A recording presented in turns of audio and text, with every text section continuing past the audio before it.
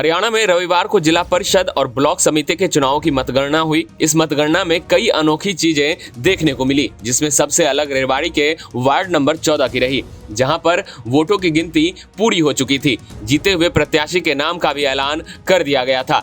जीते हुए प्रत्याशी के रूप में राव इंद्रजीत सिंह के समर्थित उम्मीदवार सज्जन यादव का नाम भी घोषित कर दिया गया। लेकिन फिर कुछ ऐसा हुआ कि सज्जन यादव के चेहरे की मुस्कान छिन गई और वो कोर्ट जाने की बात करने लगे। दरअसल रेवाड़ी के वार्ड नंबर 14 के वोटों की गिनती दोबारा से शुरू की गई।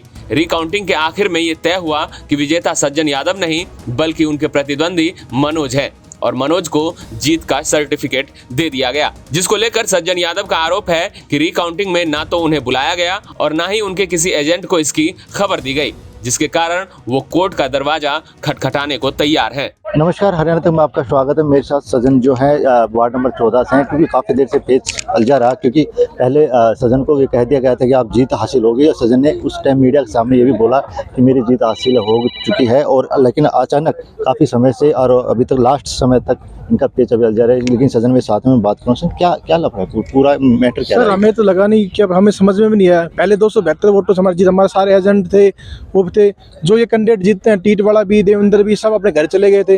उसके बाद यहाँ 1 घंटे तक मीडिया वाले कह रहे हैं कि अंदर से कह रहे हैं कि रिकाउंटिंग हो रही है। किस बात की? अगर रिकाउंटिंग हुई है तो हमें भी अंदर बुलाते, ना ही कोई एजेंट हमारे अंदर बुलाया, ना कि हमें बताया गया।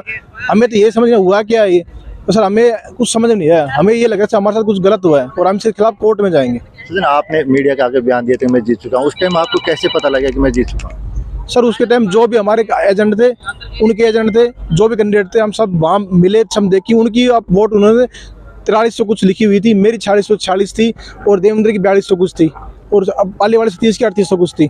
तो उस समय वो अपने घर भी जा चुके थे, वो खुद ही हार मान के घर चले गए थे।